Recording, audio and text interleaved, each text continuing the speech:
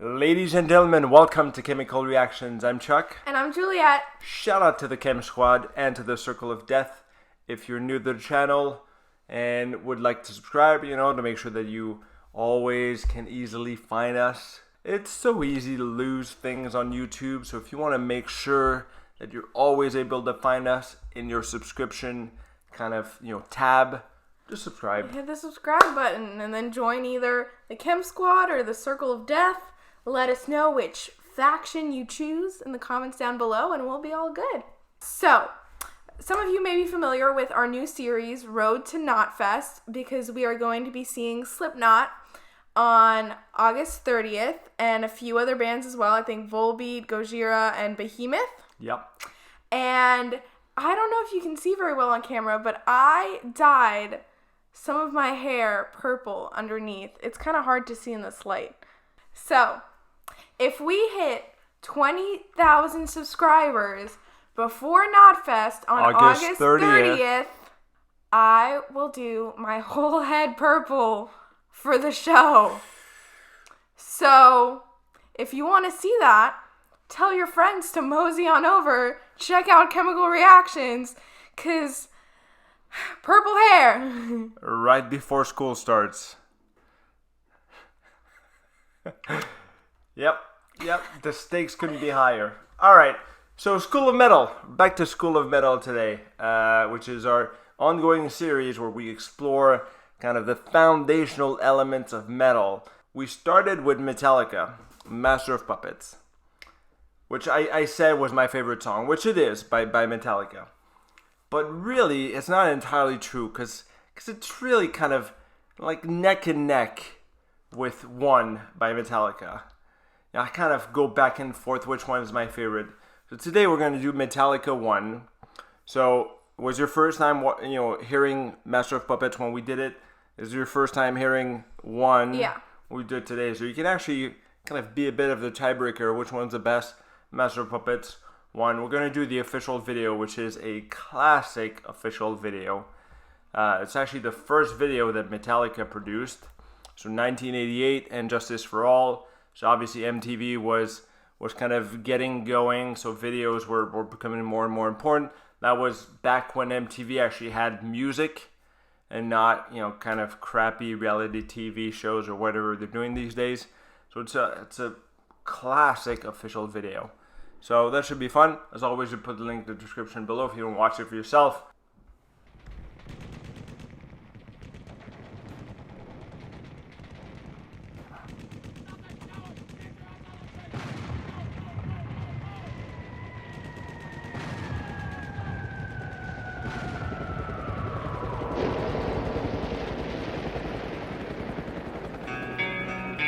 The cerebrum has suffered massive and irreparable damage. You never know what has happened to him. Had I not been sure of this, I would not have permitted him to live. Where? Father? I need help. What is democracy? What is democracy? Got something to do with young men killing each other. When it comes my turn, will you want me to go? For democracy, any man would give his only begotten son.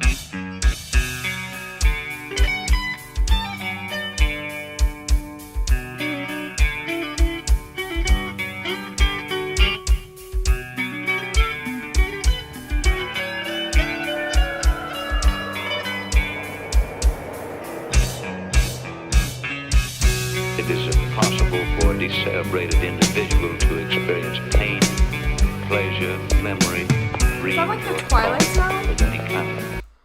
Yeah, so the movie is Johnny Got His Gun. So it's I think like 1971 movie. Obviously the studio version of One does not have that, right? The studio version is just the music.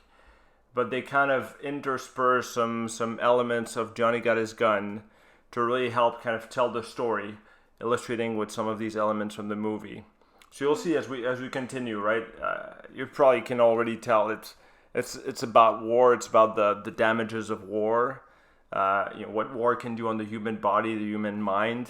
So that's really what they're going with Johnny Got His Gun. Okay. This this young man will be as unfeeling, as unthinking as the dead until the day he joins them. I don't know whether I'm alive and dreaming or dead and remembering. How can you tell what's a dream and what's real when you can't even tell when you're awake and when you're asleep? Where am I? I can't remember anything. Can't tell if this is true or dream. Deep down inside I feel the scream. This terrible silence stops in me. Now that the war is through with me, I'm waking up, I cannot see that there's not much left of me. Nothing is real but pain now. Hold my breath as I wish for death. Oh please God, wake me. I just went ahead and chopped off everything. Oh God, please make them hear me. But they won't listen. They won't hear me. Don't wake me up, I'll be like this for years. Hear me. Back in the womb, it's much too real. In pumps life that I must feel, but can't look forward to reveal. Look to the time when I live, head to the tube that sticks in me, just like a wartime novelty, tied to machines that make me be. Cut this life off from me. Hold my breath as I wish for death. Oh please God, wake me. It's like a piece of meat that keeps on living.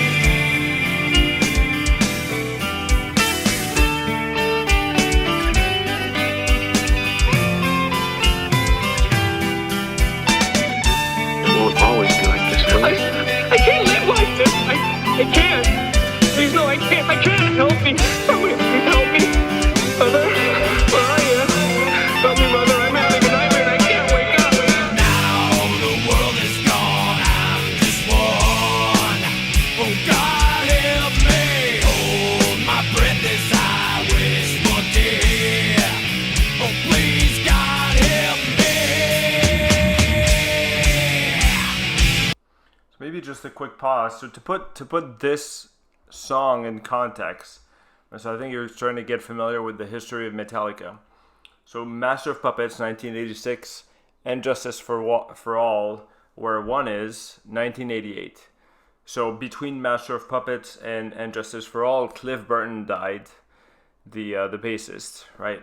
Legendary bassist, died in a tragic bus accident. Jason Newsted came in, replaced Cliff Burton as the bassist. A big difference, right? And one thing that many people have against And Justice for All, so the production, the sound engineering of the album, like very crunchy in a way. Like the sound is different, Right. And you can barely hear any bass, right? I've noticed something was different. I guess I couldn't quite put my finger on it. I did sense that something was different or almost like missing in a way. Yeah. And I know some people kind of played around with the sound and try to kind of recreate what it would sound like if you actually had a proper bass part. And it sounds so much heavier. Yeah. It's really awesome. All right, let's keep it going.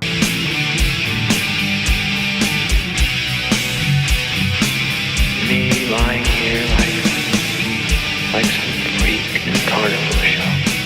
He is the armless, legless wonder of the 20th century.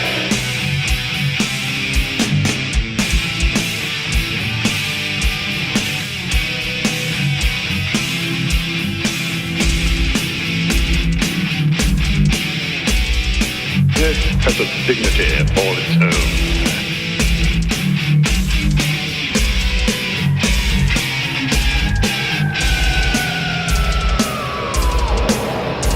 Father, I need help. I'm in terrible trouble and I need help. Don't you remember when you were little? How you and Bill Harper used to string a wire between the two houses so you could telegraph to each other? Still remember the Morse code? Darkness imprisoning me. All that I see, absolute horror. I cannot live, I cannot die. Trapped in myself, body my only cell. It's Morse code. For what? SOS. Help. Landmine has taken my sight, taken my speech, taken my hearing, taken my arms, taken my legs, taken my soul, left me with life in hell. What's he saying? He says, kill me. Over and over again. Kill me. Don't you have some message for him, Padre? He's the product of your profession, not mine.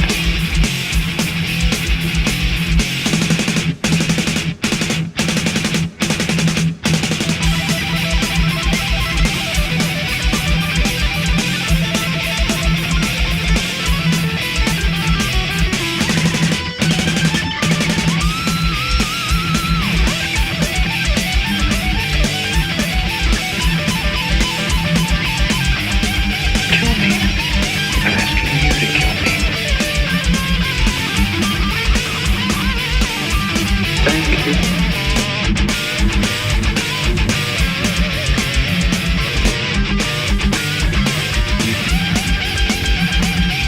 Pray for me, please. Father. Each man faces death by himself. Alone. Goodbye, Father.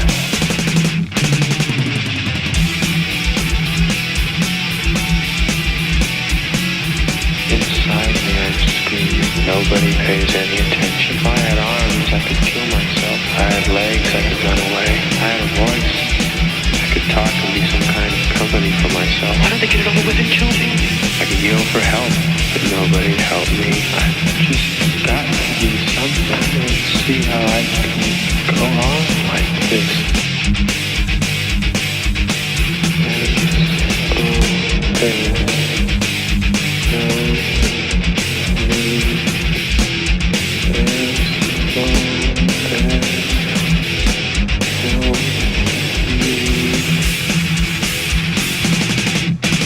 Keep the home fires burning.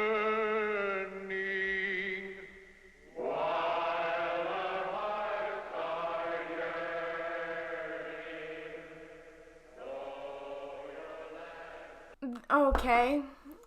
There was something, like, deeply disturbing and upsetting to me about that video and, like, the pieces of the movie interspersed in it. Yeah. And I think that's why my initial reaction, I thought, like, obviously I've not seen the movie before. I thought it was, like, the Twilight Zone.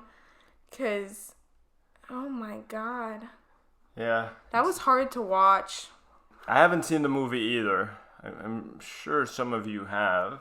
I think I'm going to go read up on it after. Yeah, I think it's a profoundly anti-war movie, right? Which is, obviously, if you said early 70s, that's, like, very characteristic of that time period. Like right after Vietnam. Like some of the scenes that they have in the beginning, you know, what is democracy? Like the kid asks. It's right? young men killing each other. Yeah, it's young men. Yeah, exactly. It's young men killing each other, right? So, not the first definition of democracy that comes to mind, but I mean, when you think about it, sure, yeah, you know. And then I'm assuming it's flashback from the guy who's actually now completely decerebrated. I assume it was the kid who learned Morse code as a kid, and then, you know, he uses it to send. Yeah. He probably has, like, you know, control. He has kind of full brain function and maybe control over one finger, and he's able to kind of send Morse code through it. So help first, and then kill me.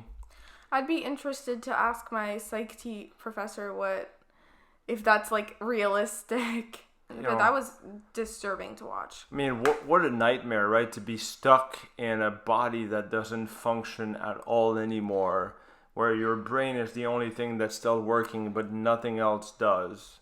I mean, people in comas will tell stories that they remember, like, hearing things or people around them where they were, like, partially conscious for years and just trapped within their own body and mind, which I find absolutely terrifying. Yeah, so there's the video, right? The Johnny got his gun part. What'd you think about the song, the music itself?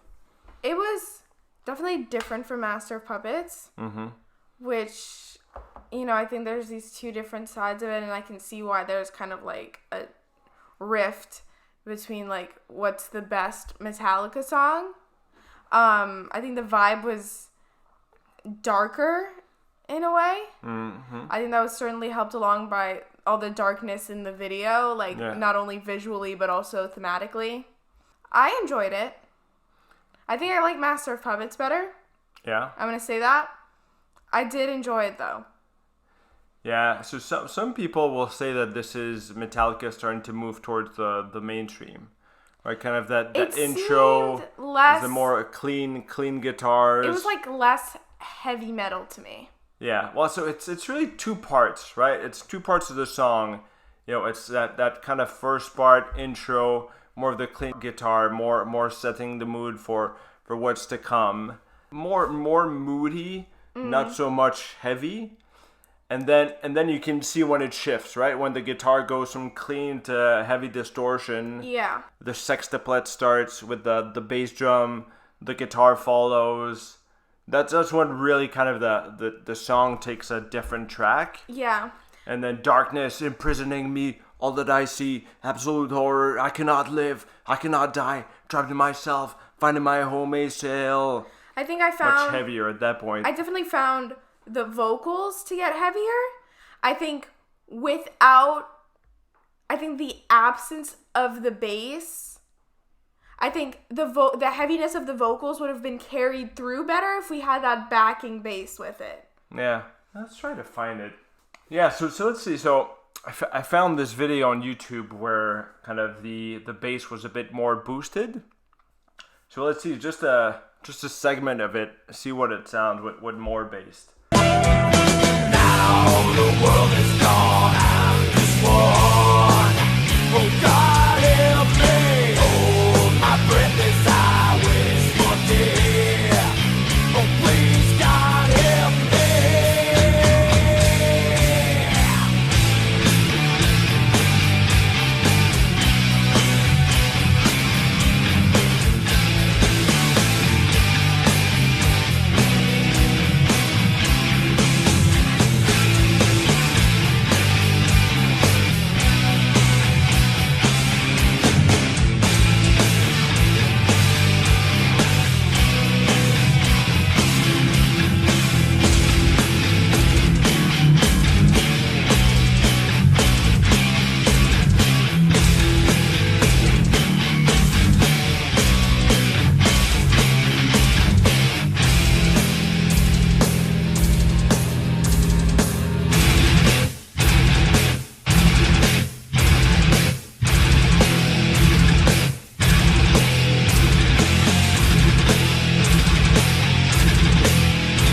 I like it like this better, first of all. Second of all, I can still see why people think this is too mainstream.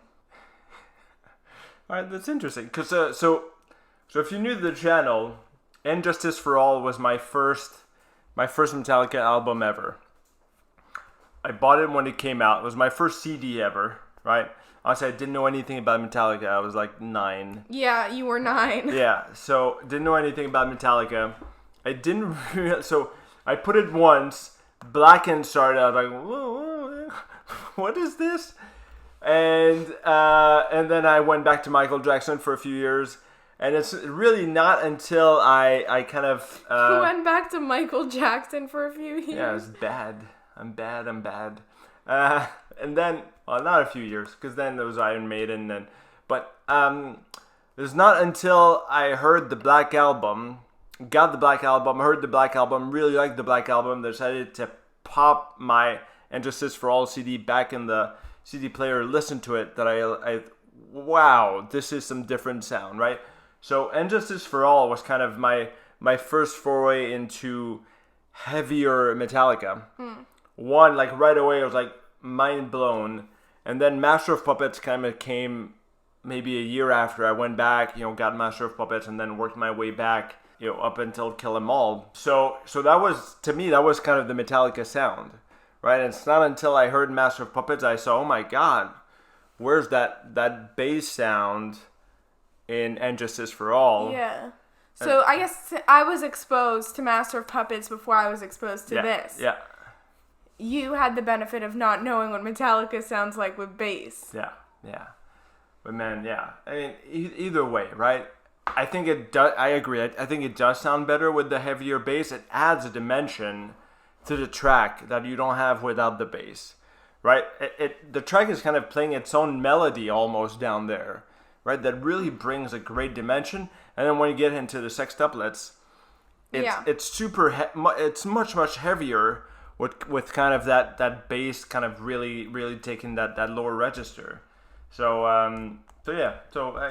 long story short, I think either way it's a great song. To me, it really kind of rivals Master of Puppets as the best Metallica song. It's really up there, but yeah, I think they could have done better with the production. Yeah. So maybe just talking a bit about the message in the song, right? So clearly, a main message is loud and clear. It's about the ravages that war can create on the human body.